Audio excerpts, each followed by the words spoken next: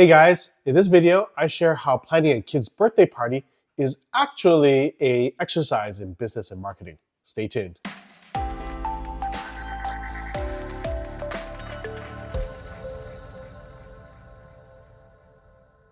Hey there, YouTube. Welcome to the Tactical Program channel. My name is Justin Lam. I'm an educator and business coach, and I help business owners earn more money and free up their time to do what they love. Now, on this channel, I share reviews, tips, and strategies about how our daily lives can impact our businesses. If you are new here, welcome. I'd love for you to subscribe and smash that like button if you like this video and share this with other people, because doing that helps the algorithm pick up on this channel and share this with other people who may enjoy this content. So in this video, I'm gonna go through 3 points. One is how our invitations is like our marketing and business strategy. How our food is entertainment is kind of like our user experience and user interface. And finally, how our party favors are actually an exercise in shareability.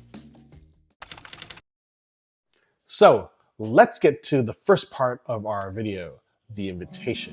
Now, the invitation to me is a very important part about setting the tone for your party and theme for your party. In our businesses, that's the same. You know, when we're setting out marketing, we should have a theme, an idea to make sure that we rally our sale, our product, or service to be cohesive around. Now, I thought long and hard about what we wanted to do as a party. My daughter, she's super into Harry Potter right now. She loves the franchise. We finished all the audiobooks. We just finished Universal Studios Hollywood, where she visited Hogwarts and Hogsmeade, and that was super great for her. And so I thought it'd be fun to make a Harry Potter themed party for her 8th birthday this year. What I decided to do was not to send out a generic invitation. I don't want to just have a message to people as like, hey, I'm having a party, want to show up. I decided I wanted to set the theme for something a little special. And so what I decided to do is I created a mock letter to Hogwarts. I researched on how it was done in the movies, and there are lots of people out there who are super crafty. And thank you to all of those, the artists out there who really put their time and effort into creating blogs and videos about how to produce this Harry Potter stuff, because it's been really helpful along my journey. Case in point, I decided I created this letter to Hogwarts. And, it has the font, it has Professor McGonagall's signature, and it looks pretty authentic to me. Essentially, I wanted a piece of invitation that kind of looked the part. And I think when you do that and you give it to a child, it transports them magically. Then all of a sudden it's like, ooh, it's different, right? How do we translate this to our business? Now, this is where the magic comes in. When we go and we market our product and service, if we put some time and effort and think about how can we align the visual aesthetics, the deliverance, the way that we talk about that product or service, how can we make it themed? How can we make it exciting for a person to open it up, right? People maybe nowadays aren't getting a lot of mail, like actual direct mail, postage mail. And so, sending a piece of postage, a card or a mail drop or a letter to, your prospects might be a way to do that. On social media, like how do we stand out to make sure that people aren't just scrolling by us when we're doing that invitation for them to come check out our product or service. So it's really important that we take some time to think about, how are we going to approach this campaign that we're doing? And it really is a campaign. I mean, you can do tons of different themes, and each one should have its own unique identifying attributes, right? Now, along with that invitation, we need to have supporting information. We can't just have the letter just says time and place, because the person was like, okay, well, that's great. But if something else is cooler and more enticing comes along, they might override our party for that, right? So our job in turning this invite is to create enough allure and mystique and interest and intrigue so that a person takes that and prioritizes it over other things. They want them to come, right? That's our job, is to do that. And so by creating a letter from Hogwarts, I thought that'd be great. I'm going to seal it with a wax seal with a Hogwarts crest on it. And that experience when they get that is going to be, wow. Now, this is how far I decided to go. So I did tell the parents that the party is coming, because what I wanted to do was, in their letter, I wanted to include a little descriptor about where their bedroom was. And why did I do this? Well, if you've ever watched the Harry Potter franchise, every letter that Harry gets comes with a descriptor of where he is in that moment. So when he's living with the Dursleys, with his surrogate family, who's taken it in, they stuff him in the cupboard under the stairs, right? And so with that, all the mail that comes in, it says Harry Potter, cupboard under the stairs, number 4 Privet Drive. So I asked the parents to go, give me the descriptor of where your kids' rooms are, because I want to put that in the letter. So it just feels a little bit more personal to those kids. And I just want that allure, that excitement. If I put the effort in, I'm hoping that people see it, they're excited about it, and they'll want to come. And again, if we do that for our business and marketing, we can spend a lot less money by being creative and being precise about how we're going to deliver that and how we're going to attract those clients to us. We also want to make sure that we're supporting the people, all the questions that they might have. Now, in this case, it's a kid's birthday party. So parents are naturally going to ask, well, am I dropping them off? Am I staying? Is dinner being served or snacks? What's happening, right? And so, in our invitation, it's going to tell them that snacks and dinner are going to be provided, that we're going to have some entertainment. In their Hogwarts letter on the list of items, I've actually made a list of items of common things that parents should include, which is like a water bottle. Not that we won't have stuff here, but of course, parents might want their kids to have some more water, and it's better that they have the water bottle there handy for them. And we have water for them to refill. The dinner, I'm going to ask if there's dairy or nut allergies, anything that they have for me to consider, so I can mark them so the kids don't have them if they're hyper, sensitive to those things. And I think it's soothing for a parent to know that we're considering things like allergies. Now, the other thing that is really important in this is, the time. I know some people just says, arrive here and the party kind of goes ongoing. I wanted a definitive end time, not so much just to kick people out, but to know that there is, I've planned sort of an arc for the duration. And of course, if kids are going to stay a little bit past that, that's fine. But, I want their parents to know is like, okay, well, I have it already ended at a 4-hour mark. And I think that that's going to be good enough for them. And so, having all of these are really important. Now, how do we translate that to our business? Well, in our marketing, when we say buy one, get one, it's nice to have some fine text if you have restrictions to those things, if there are caveats, if it's only valid between Monday and Friday. Those things are helpful because when a person comes and takes your advertisement into your place of business, they go, well, I'm here to redeem X, Y, or Z. And you go, well, no, there's a restriction on that. Well, it wasn't written there. That causes a really poor user experience. And that's just recipe for a bad review. And we don't want bad reviews for our business. We want good reviews. And so it's important that in the documents that we're putting out, the things that we're putting out, that we're clear and concise. Don't just try to hide it and smush it all in a corner. That's what the end user agreement for Apple and stuff is, like a whole bunch of legalese stuff. And you got to read through this ginormous amount of stuff. And unless you're a lawyer or someone who really gives a shit about stuff, you're not going to read through the whole EULA. And so, you just say agree, and you don't know what you agree to. And of course, there's some wonderful human beings out there who actually read these whole end user agreements and then post videos about what you're signing on for. And I'm so thankful for those individuals. But in our small businesses, we don't necessarily use such large contracts and end user agreements, but you should be clear and concise in your marketing. Here's an example of a poor one. So I was at Mark's Work Wearhouse the other day, and I was looking for shoes, and they had a sale on, and the sale says, buy one, get one. I think it's like 50% off. But then it had a caveat. It's like it had to be 0.88, so 88 cents as the final finishing number for me to get 50% off. And then it just becomes convoluted. It's hard for us to conceptualize. And that's something that we got to make sure that we don't do in our invitations is, overcomplicate things too much, because then people get confused and, they're just gonna have a lot of questions. And that's just more work for you. So not only are we trying to support the individual, answer the questions, but we want to make it easy and concise for the individual to go through. Now let's move on to food.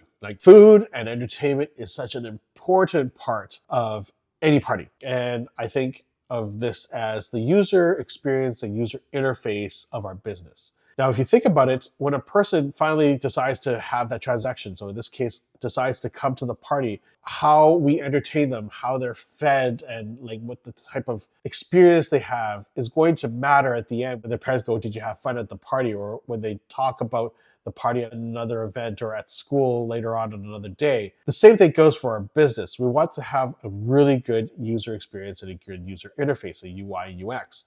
At a kid's birthday party, I might be considering the height of the food, the type of foods that the kids will eat, the naming of food. Rather than just say chicken nuggets, I might be creative. In this case, in Harry Potter, I might say hippogriff nuggets. The hippogriff is a bird, a fictitious bird in Harry Potter. So I might have hippogriff nuggets and stuff like that. Rock cakes instead of cupcakes, because that's something that Hagrid uses and gives to kids when they come over for tea. The decorations on the candies and the stuff, theming the candies in relation to the movie. Jelly beans play a big role in the sweets that they eat. And so having that on the table will be important. Now, the entertainment is equally important, because if you go to a party and you don't have a good entertainment, the kids get bored.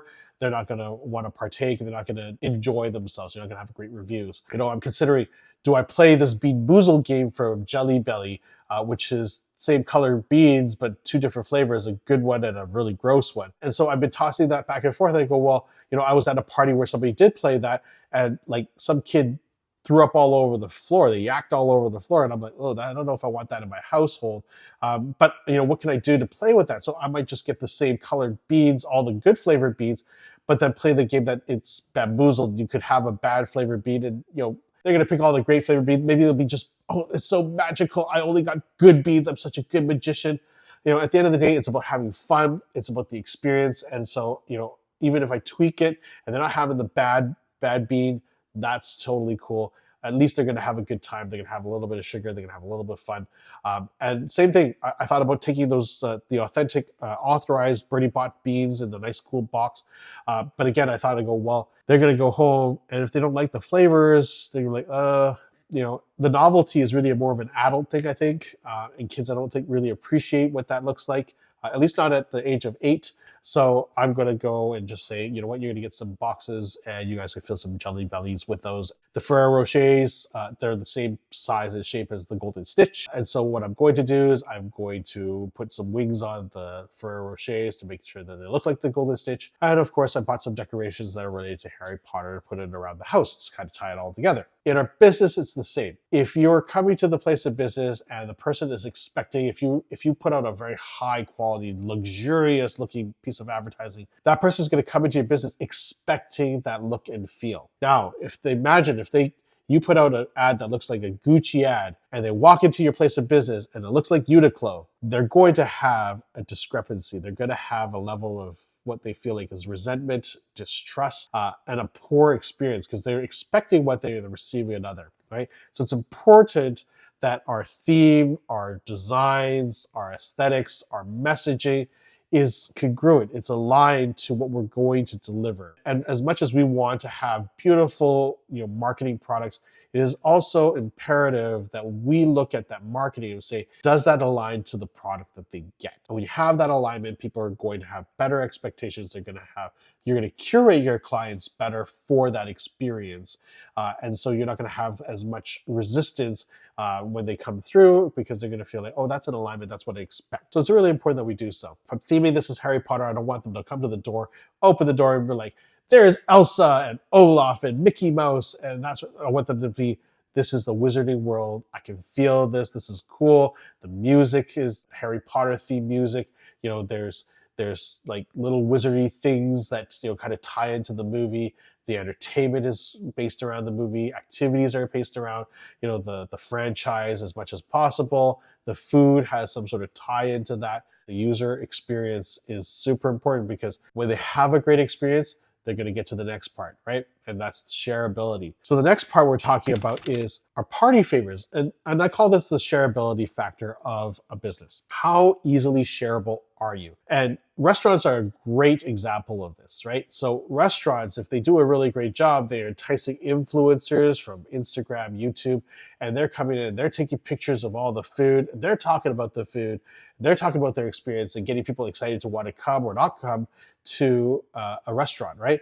Not the restaurant. The restaurant isn't going out and saying, hey, I'm doing a really good job. You should come check me out, blah, blah, blah, blah, blah. Other people's contents or OPC is really important because it's kind of like when you go to your favorite restaurant and you have a great experience and you tell everybody about it because you had a great experience and other people go, oh, well, I want to go too. Well, the next time you go, maybe we go together, or they'll go and check it out themselves because it's so interesting. That's what we want for our business. Now, party favors in a party could do the same thing.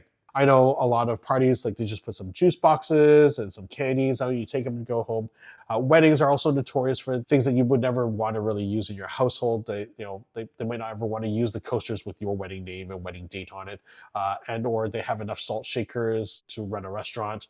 It really becomes this piece of thing that they either turf or put away somewhere they don't ever get to see. They might think, oh, that's really cute, but the reality is it usable? So there's two ends to that, right?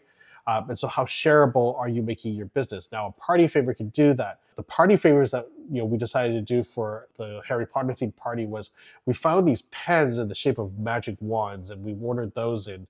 That idea is like, well, pens are useful. They're going to be able to use it. And kids love like novelty pens.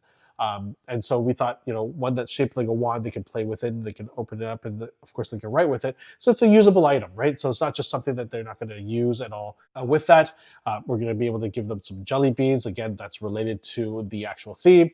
And finally, some stickers, some Harry Potter stickers that we're going to throw into each bag, just kind of to round out that experience. And the final takeaway is each kid's going to be able to dress up and take a picture on a backdrop. We're going to extract them, put them in a final picture says, thank you for coming, in a Harry Potter theme with my daughter in it. And the hope is that, they're going to keep that on the wall. Like, that was kind of cool. I don't get that at every party, right? And what is this all for? Having a great experience at this party is likely going to influence the decision on whether to come to the next party when you have it next, right? And so this is no different than when they come to your business. It doesn't cost a lot for a restaurant to maybe make a little bit of extra something or just kind of throw something in for you on your birthday, your anniversary, or whatever. But that experience that goes, wow, that was really awesome. You're going to tell everybody about that, right? Here's a great example. Now, 11 Madison Park in New York had a podcast, I believe it was, that talked about, the user experience and how do they elevate that. One day he was surveying somebody and he caught a conversation in the back of, behind him with these three ladies who were talking about how great their experience in New York was, how great the food was here at 11 Madison Park. But one thing that they really wished that they could have done was get that street vendor hot dog. And out of a whim, without even preparing for it, that the restaurateur goes just across the road, grabbed a hot dog, brought it back in, dressed it up, served it to these three ladies who'd actually finished their meal and just said, like, I overheard that you guys said have a hot dog. I went out and got you a hot dog. And these ladies are going to talk about this forever. It's like, oh my God, I was at this restaurant. It's a high quality restaurant. The restaurateur went out of their way. They got us something that we really wanted. They talk about elevating that experience for the individual. And of course, that gets the buzz going, right? And so if our party favors could do that, the people are going to want to come back to the next party and the next party and the next party, right? And same with our business. If we have a good experience and you give them something that they didn't expect, maybe if you're a photographer, you gave them an extra print or a framed print that they weren't expecting. Maybe as an extra coupon for a free appetizer the next time you come. Any little thing that could tie into the theme of your business or your product or service can really help elevate and make you shareable. Right. And so we could learn from that instead of, just having a transaction and saying, bye, thank you later. How can we honor the people who are there? And I did this recently with our Tactical Titans Den.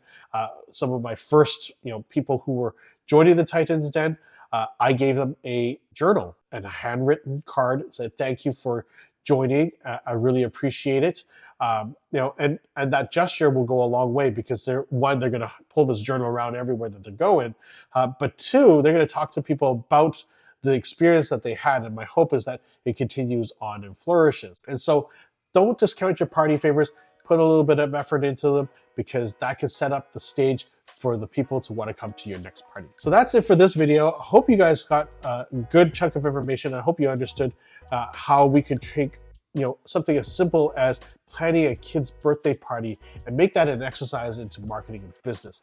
And my brain thinks about marketing and business in all aspects of your life. So if you like this type of video, please leave a comment below, subscribe, like. Really, it would help the algorithm. Tell me if you like this type of way that I tie in business and some of the things that we do in our daily lives, because I thought it would just be something unique, and I'm trying it out. And if you like it, I would love that feedback from you. If you don't like it, let me know. Other than that, I will see you guys in the next video. Until then, be conscious, deliver excellence, and have a great day.